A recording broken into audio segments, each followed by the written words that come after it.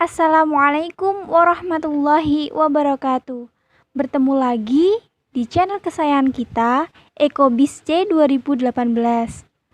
Hari ini, kami dari kelompok 4 akan membahas mengenai pemikiran terkotak dan pemikiran strategis. Yang beranggotakan yang pertama, Nur Amin Nawawi, yang kedua, Puput Wijiati, yang ketiga, Ristanti Puja Pratiwi, dan yang terakhir Siti Lailatul Muntamah. Sebelum menonton video, jangan lupa buat like, komen, dan subscribe-nya ya teman-teman. Selamat menyimak. Struktur organisasi. Struktur organisasi adalah hal yang sangat mempengaruhi berjalannya implementasi perencanaan strategis atau pelaksanaan perencanaan strategis. Apabila struktur organisasi ini tidak sehat, akan menjadi hambatan dalam kita melaksanakan perencanaan strategis. Itu dapat kita lihat dari beberapa hal. Yang pertama, dominasi ras atau suku dalam suatu organisasi. Kita misalkan dalam suatu organisasi itu didominasi oleh suatu suku. Maka dalam pengambilan keputusan atau kebijakan itu akan merugikan karyawan yang minoritas. Segala keputusan dan tindakan itu tidak lagi independen, akan tetapi mengarah ke kepentingan kelompok ataupun golongan. Sehingga yang terjadi itu peraturan dan prosedur yang sudah ditetapkan itu menjadi longgar. Apabila sudah longgar, maka SDM-nya itu sudah tidak independen.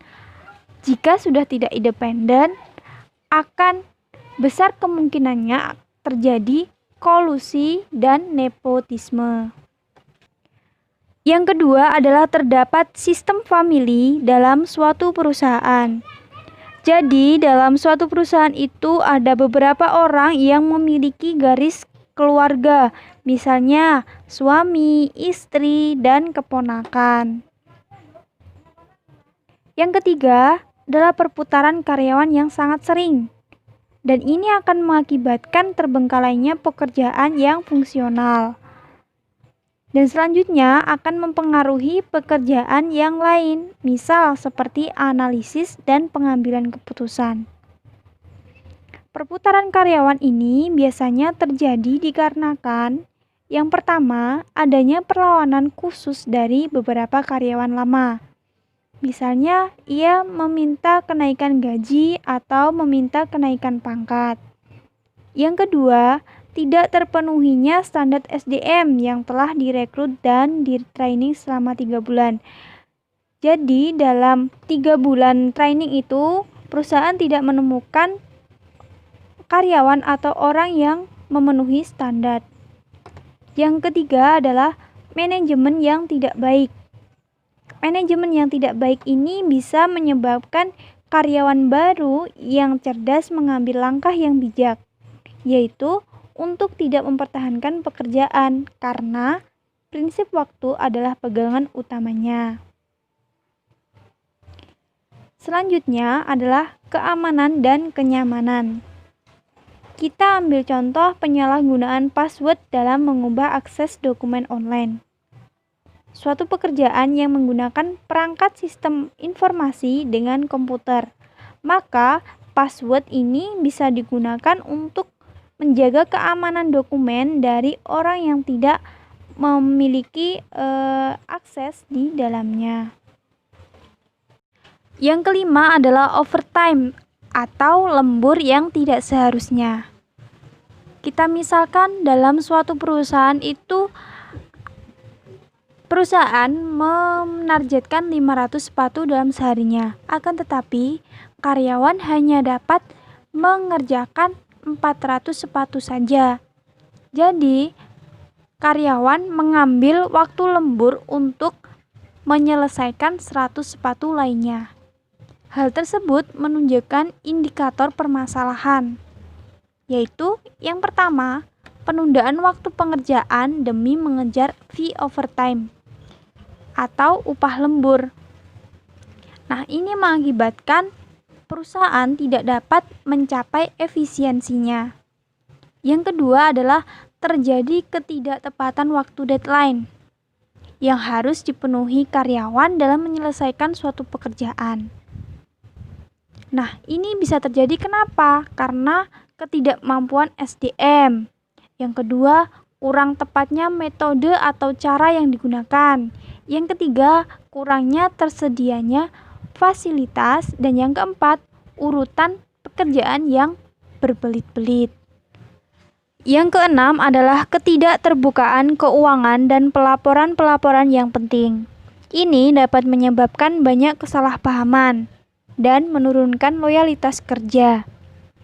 Yang ketujuh adalah persaingan kerja yang tidak sehat. Persaingan kerja yang tidak sehat merupakan ancaman yang sangat besar dalam suatu perusahaan, karena pada dasarnya persaingan tidak sehat itu bisa terjadi melalui jalur komunikasi. Jalur komunikasi ini hanya mengandalkan garis vertikal saja dan mengabaikan jalur komunikasi horizontal. Maksudnya di sini itu kepemimpinan itu hanya berkomunikasi kepada bawahan saja. Ini banyak membuat kesalahpahaman. Selanjutnya adalah konsep pelaksanaan perencanaan strategis yang baik. Pelaksanaan perencanaan strategis yang baik itu didukung oleh struktur organisasi yang baik pula, dan ini dapat kita lihat dari konsepnya. Konsepnya yang pertama itu ada struktur organisasi. Struktur organisasi itu terbagi dalam 3 hal. Yang pertama, sistem dan prosedur yang tepat. Yang kedua, sumber daya yang tepat dan memadai, dan yang ketiga, sumber daya manusia yang tepat dan loyalitas. Sistem dan prosedur yang tepat itu dapat kita lihat dari ruang lingkup kerja usaha dan besarnya perusahaan yang tepat. Yang kedua adalah budaya organisasi yang baik. Yang ketiga adalah sistem pembagian kerja yang adil, jadi tidak seenaknya.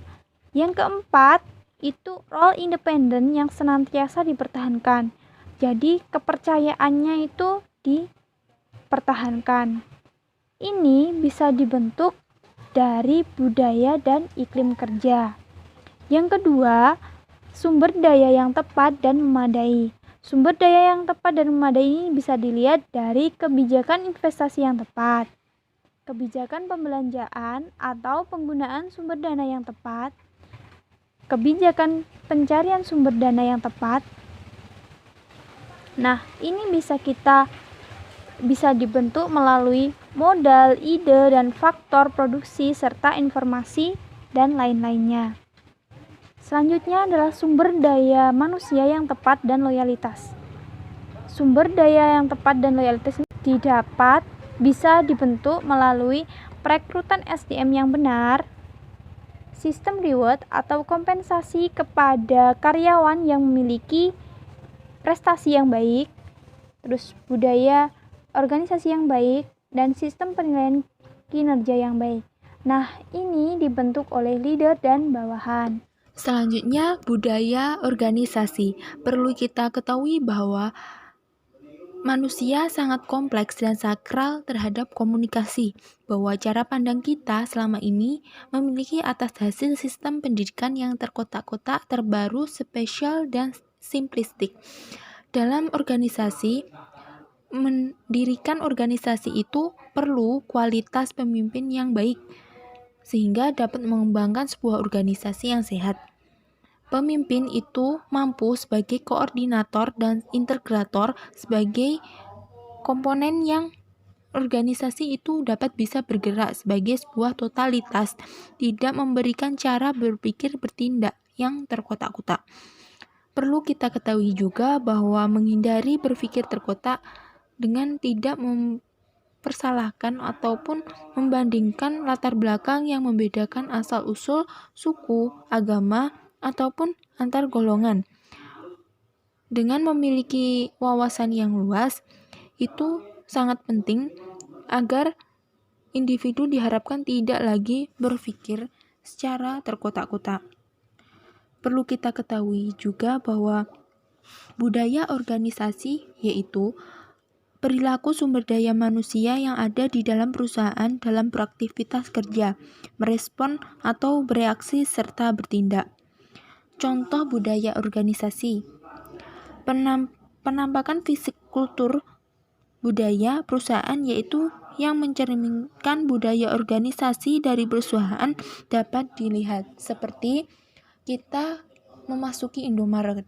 Nah, pasti kita datang itu akan diberikan ucapan selamat datang dan kita sudah akhir penyelesaian transaksi pasti akan diucapkan terima kasih. Nah, itu adalah salah satu contohnya. Yang lainnya itu ada prosedur komunikasi adalah budaya organisasi atau perusahaan dapat dilihat dari cara berkomunikasi. Seperti prosedur izin absen di suatu kerja di bengkel dilakukan dengan terlebih dahulu dibuktikan dengan surat keterangan pada hari. Yang kedua itu ada prosedur izin absen kerja di bengkel dilakukan dengan terlebih dahulu dan tanpa perlu dibuktikan dengan surat keterangan pada hari berikutnya. Perlu kita ketahui serta analisisnya sebagai budaya komunikasi tersebut menunjukkan bahwa perencanaan strategi akan sulit dilaksanakan apabila tidak ada pengawasan dan pemberian izin absensi ini. Hal itu dapat dilakukan jelas berdampak pada hambatan waktu saat bekerja. Saat bekerja itu dilakukan oleh beberapa fungsi tugas yang dipegang oleh personel tersebut.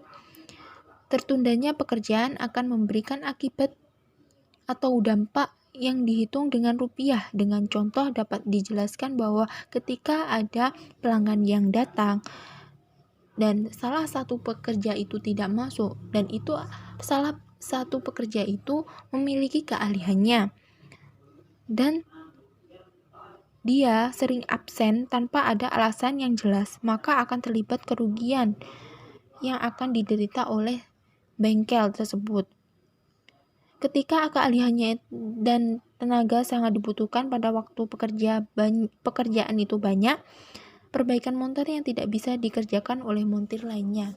Karena seseorang yang memiliki ahli itu pasti memiliki basic masing-masing, sehingga ketika pekerja itu tidak memiliki izin saat absen, maka akan berakibatkan oleh si pemilik bisnis tersebut. Contoh pembuatan strategi yang kurang tepat. Contoh yang pertama, strategi pedagang yang kurang tepat. Pedagang adalah pelaku bisnis yang mempunyai 3 peran sekaligus, yaitu sebagai pemilik, sebagai seorang manajer, dan sebagai pelaku strategi dan taktik untuk 3 fungsi utama, yaitu fungsi keuangan, fungsi produksi, dan fungsi pemasaran. Contoh kasusnya, strategi dan taktik yang diterapkan. Yang pertama adalah strategi keuangan. Dengan memanfaatkan uang pesangon untuk berdagang gorengan, taktik yang dilakukan dengan cara menggunakan uang pesangon tanpa peminjaman dana lain seperti berhutang, serta pembelanjaan bahan di pasar yang cukup murah harganya. Yang kedua, strategi produksi. Dilakukan dengan usaha gorengan dengan alasan yang pertama orang kerja cari cemilan, yang kedua gorengan adalah cemilan yang semua orang suka, yang ketiga gorengan adalah cemilan yang tidak membosankan, dan yang keempat adalah cemilan pastinya mengenyangkan. Taktik yang dilakukan adalah berproduksi banyak tetapi tidak memperhatikan cipta rasa dan kebersihan. Yang ketiga adalah strategi pemasaran. Dilakukan dengan mencari sasaran pembeli, yaitu orang yang pulang kerja atau habis beraktivitas, serta orang yang sedang berbelanja. Taktik yang dilakukan adalah memilih tempat di pasar, dekat dengan pinggir jalan, dekat kampus, dan perkantoran. Analisisnya adalah, tampak bahwa pedagang gorengan tadi cukup disiplin untuk mengelola keuangan serta tepat dalam strategi dan taktik pemasarannya.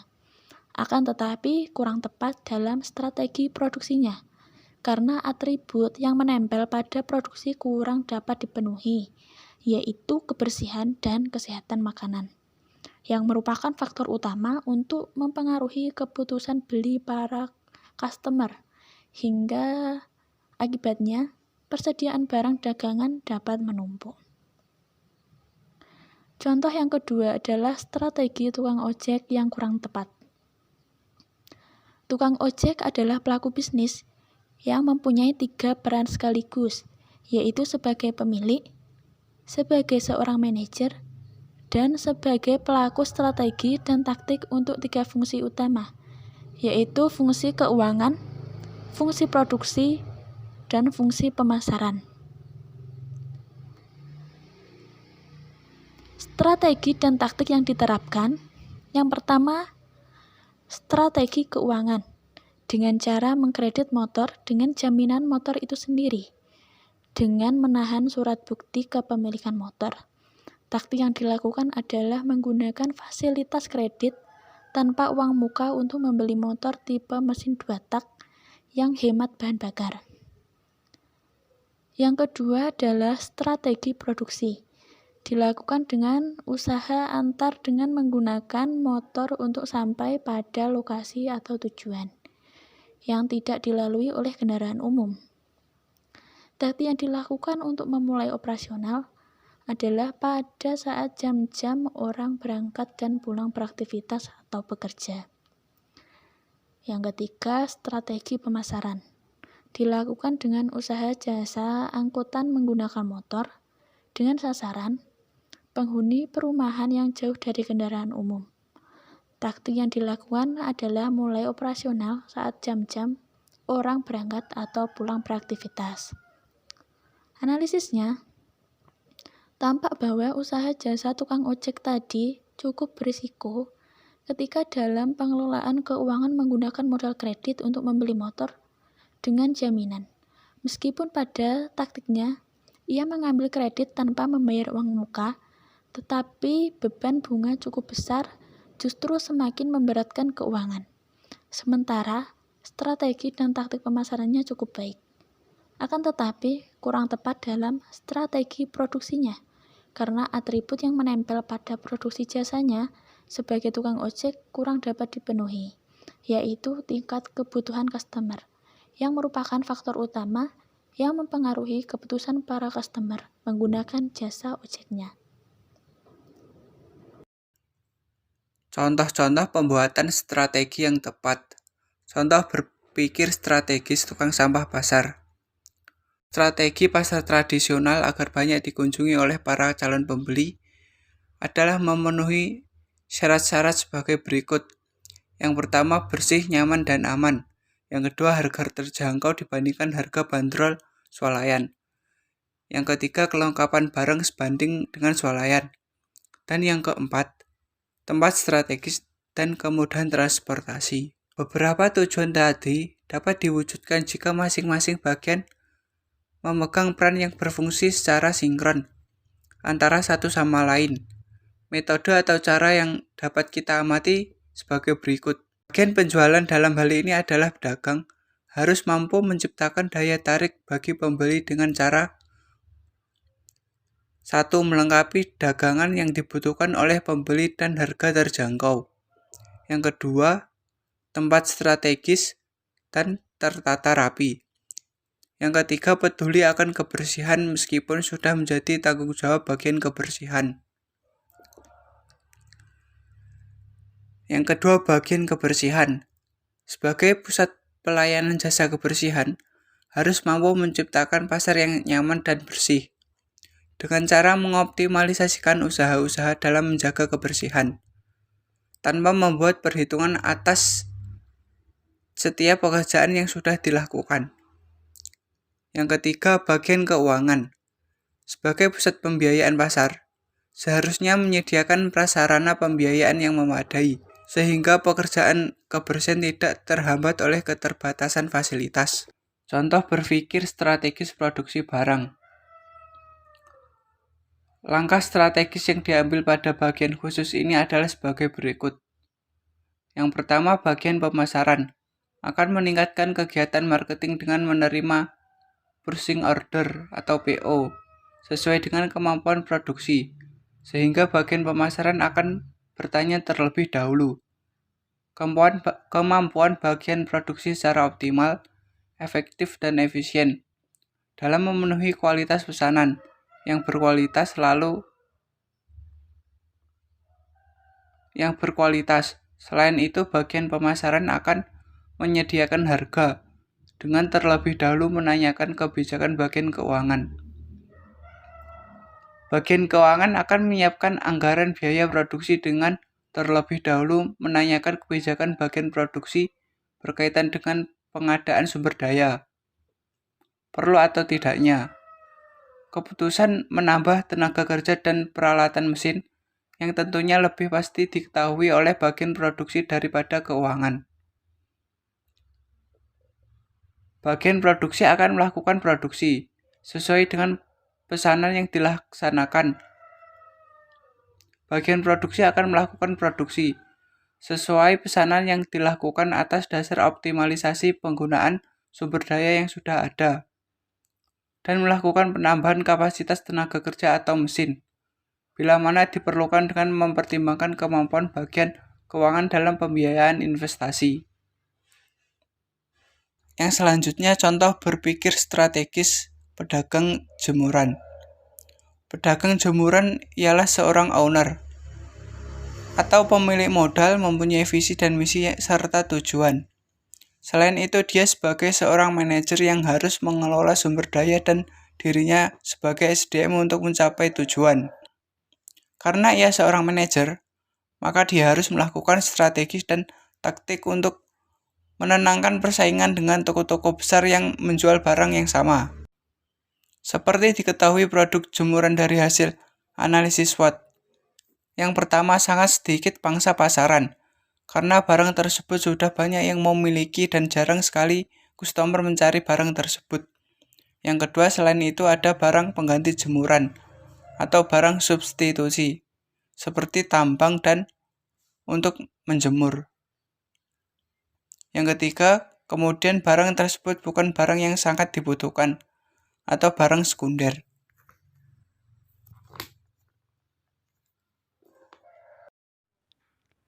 Terima kasih telah menonton video kami hingga akhir. Semoga apa yang kami sampaikan dapat bermanfaat untuk teman-teman semua. Sampai jumpa di next video.